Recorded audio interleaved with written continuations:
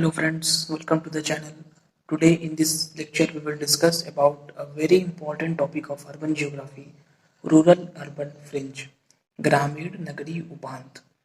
दोस्तों आज के इस अध्याय में नगरीय भूगोल के बहुत ही ज़्यादा इम्पोर्टेंट विषय का अध्ययन हम करेंगे, ग्रामीण नगरीय उपांत। और अर्बन ज्योग्राफी की जब बात होती है तो उसमें एक बहुत ही ज़्यादा इम्पोर्टेंट टॉपिक हो जाता है कि ग्रामीण नगरीय उपांत बेसिकली होता क्या है, क्या इसका मेन कॉन्सेप्ट है। और जैसा कि आप यहाँ पर फिगर देख रहे हैं, मैंने काफ़ी सरल करके इस फिगर को बनाया है, काफ़ी इस पे रिसर्च करके, क्योंकि बुक्स में काफ़ी इसका कठिन फिगर आपको देखने को मिलेगा। लेकिन ये फिगर आपको सिर्फ समझाने के लिए और कॉन्सेप्ट को क्लियर करने के लिए बनाया गया है। यहाँ पे बुक्स में काफ़ी जटिल तरीके से दिखाया जाता है, तो वहाँ पर समझ में तो आ जाता है, बट मेन कॉन्सेप्ट हमारा वहाँ पे नहीं क्लियर हो पाता कि बेसिकली रूरल अर्बन फ्रिंज में क्या बताने का प्रयास किया जा रहा है।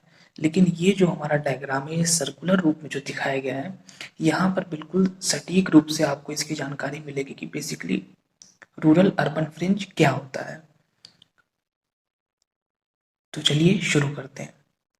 रूरल अर्बन फ्रिंज, ग्रामीण नगरीय उपांत, बेसिकली अगर इसकी हम बिल्कुल इजी डिफिनेशन देखें तो हम कह सकते हैं कि ग्रामीण नगरीय उपांत एक वह पट्टी या बेल्ट होती है या मेखला होती है जहाँ पर हमें रूरल जो भी कैरेक्टरिस्टिक्स हैं और जो अर्बन कैरेक्टरिस्टिक्स हैं, जो भी विशेषताएं हैं, दोनों की हमको स्थिति देखने को मिलती है। मतलब कि इसमें दोनों की विशेषताएं पाई जाती हैं। ग्रामीण वाली भी जो भी कैरेक्टरिस्टिक्स हैं वो भी हम लोगों को देखने को मिलेंगी, और जो अर्बन या नगरीय क्षेत्र की जो भी विशेषताएं हैं, जो उसकी खासियत है, वो भी हमको देखने को मिलेगी। और यही है हमारा रूरल अर्बन फ्रिंज। बिल्कुल छोटा सा इसका कॉन्सेप्ट है। और अगर हम इसकी एक किसी विद्वान की डेफिनेशन देखना चाहें तो बुक्स में बहुत सारे विद्वानों की परिभाषाएं मिलेंगी। सभी विद्वानों ने सही बताया है, लेकिन पर्सनली मुझे Robert E Dickinson, R E Dickinson, जो कि एक बहुत ही बड़े ब्रिटिश जियोग्राफर माने जाते हैं, उनकी डिफिनेशन काफ़ी सटीक लगती है। तो आइए हम लोग उनकी डिफिनेशन देख लेते हैं।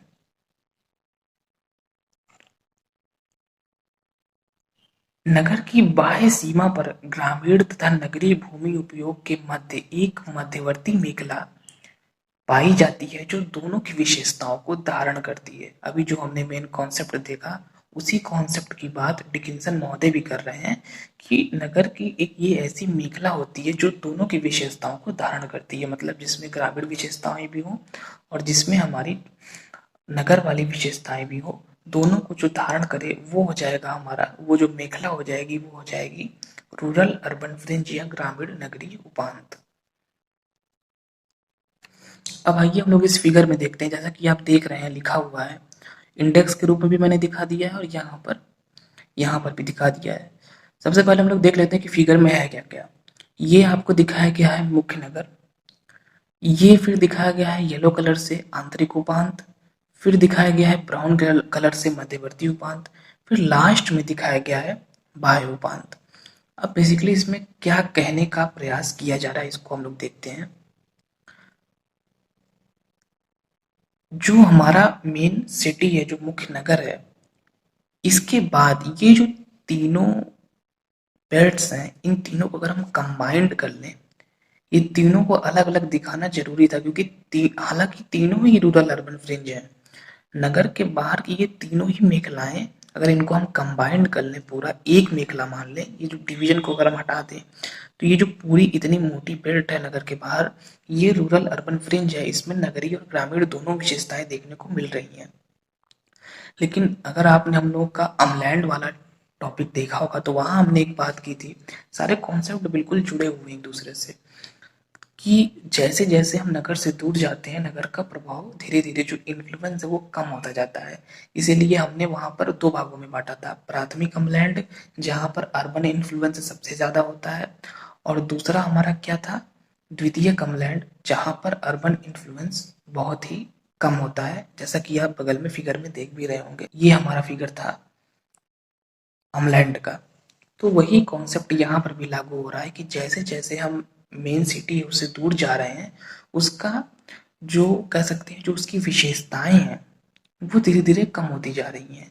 जो सबसे पास वाला क्षेत्र होगा वहां पर क्या होगा कि बेसिकली जो विशेषता क्या है, आपको याद होगा स्टार्टिंग में हम लोगों ने डेफिनेशन देखी और कॉन्सेप्ट देखा कि रूरल अर्बन फ्रिंज की सबसे बड़ी विशेषता या सबसे उसका मेन कॉन्सेप्ट यही है कि यह वह बेल्ट है, वह मेखला है, वह पट्टी है जिसमें हमें रूरल और अर्बन दोनों क्वालिटीज देखने को मिलती हैं, दोनों की विशेषताएं पाई जाती हैं यहाँ पे। लेकिन हर जगह ऐसा नहीं होगा। जो एरिया नगर के ज़्यादा नज़दीक है वहाँ पे क्या होगा, यहाँ पर हम रेशियो की बात कर रहे हैं। नगर वाला जो, क्या कह सकते हैं, नगर की जो भी विशेषताएं वो ज़्यादा होंगी, ग्रामीण वाली थोड़ी कम होंगी। ये येलो की हम बात कर रहे हैं। लेकिन जो ब्राउन वाला है वहाँ क्या हो गया, वो थोड़ा ज़्यादा दूर हो गया नगर से। तो यहाँ ये इधर मान लीजिए ग्रीन वाले की तरह ग्रामीण क्षेत्र है, तो ये बीच में पड़ गया। तो यहाँ पे ना नगर वाला ज्यादा होगा ना ग्रामीण विशेषताएं ज्यादा होंगी। यहाँ पर क्या होगा, 50-50 वाला मामला होगा, मतलब कि दोनों विशेषताएं लगभग बराबर पाई जाएंगी। हम ये भी नहीं कह सकते हैं कि इसमें नगरीय विशेषताएं ज्यादा हैं, और ना हम यह कह सकते हैं कि यहाँ पर ग्रामीण विशेषताएं हमें ज्यादा देखने को मिल रही हैं। और जो हमारा थर्ड वाला सबसे बाहरी वाला जो बाह्य उपांत है, इसमें क्या हो रहा है कि ये हम देखिए नगर से काफी दूर जा चुका है, और ये किसके समीप है, ये ग्रामीण क्षेत्र के समीप है, क्योंकि इसके इधर ग्रामीण इलाका है। तो इसमें क्या होगा, इसमें उल्टा हो जाएगा। पहले वाले में नगरीय विशेषताएं ज्यादा थी, ग्रामीण विशेषताएं कम थी। दूसरे में दोनों लगभग बराबर रहेंगी क्योंकि वो बीच में है। वो न नगर के ज्यादा नजदीक है न गांव के ज्यादा नजदीक है, वो बीच में पड़ गया है। और जो बाह्य उपांत है वो नगर से बहुत दूर है, गांव के नजदीक है, तो वहां ग्रामीण विशेषताएं ज्यादा हो जाएंगी और नगरीय विशेषताएं थोड़ी कम हो जाएंगी। तो इसीलिए इस चीज को सटीकता से बताने के लिए ग्रामीण नगरीय उपांत को हम बेसिकली तीन उसके डिवीजन करते हैं: आंतरिक उपांत, मध्यवर्ती उपांत और बाह्य उपांत। और ये हमारा मुख्य नगर। बेसिकली तो ये तीनों बेल्ट, जैसा मैंने पहले ही बताया, ये तीनों को जो इतना मोटी जो ये बेल्ट है, जैसा कि फिगर में दिखाया गया, ये पूरा रूरल अर्बन फ्रिंज ही है। लेकिन चूंकि हम जानते हैं कि जैसे जैसे हम नगर से दूर जाते हैं वैसे वैसे स्थितियां बदलती जाती हैं, इन्फ्लुएंस कम होता जाता है, नगर की विशेषताएं घटती जाती हैं क्योंकि ग्रामीण क्षेत्र की विशेषताएं अपना प्रभाव दिखाने लगती हैं। इसीलिए यहाँ पर इसको तीन भागों में बांटना जरूरी हो गया, और मैंने ऐसा इसको बनाया है कि बिल्कुल तीनों अलग देखने को, आप तीनों बिल्कुल अलग आपको देखने में लग रहे होंगे। ये आंतरिक उपांत, मध्यवर्ती उपांत और बाह्य उपांत। जैसे जैसे हम दूर जा रहे हैं नगरीय विशेषताएं कम होती जा रही हैं, और लास्ट वाले में नगरीय विशेषताएं कम हो जाएंगी, ग्रामीण वाली ज्यादा हो जाएंगी। पहले वाले में नगरीय वाली विशेषताएं ज्यादा रहेंगी, ग्रामीण वाली कम हो जाएंगी। और बीच वाले में दोनों लगभग बराबर रहेंगी, क्योंकि ऐसा तो हो नहीं सकता कि जो विशेषताएं आंतरिक उपांत की रहें, जो इलाका नगर के बिल्कुल नजदीक है वहां की जो विशेषताएं रहे वही वहां से ज्यादा इन्फ्लुएंस रहेगा नगर का। वही सेम टू सेम जो इलाका बहुत दूर है, बाह्य उपांत में है, वहां भी वही स्थितियां रहे, ऐसा नहीं हो सकता बिल्कुल भी। ये चीज आप समझ रहे होंगे कि जैसे जैसे हम जब कभी शहर से बाहर निकलते भी हैं तो आप देखेंगे कि जो इलाका, मान लीजिए आप मेन शहर से 5-10 किलोमीटर गए, वहाँ का जो आपको जो माहौल मिलेगा, जो इन्वायरमेंट मिलेगा, जो फील आपको होगा कि हाँ हम नगर के पास में ही हैं, ऐसा आपको देखने में लग जाएगा।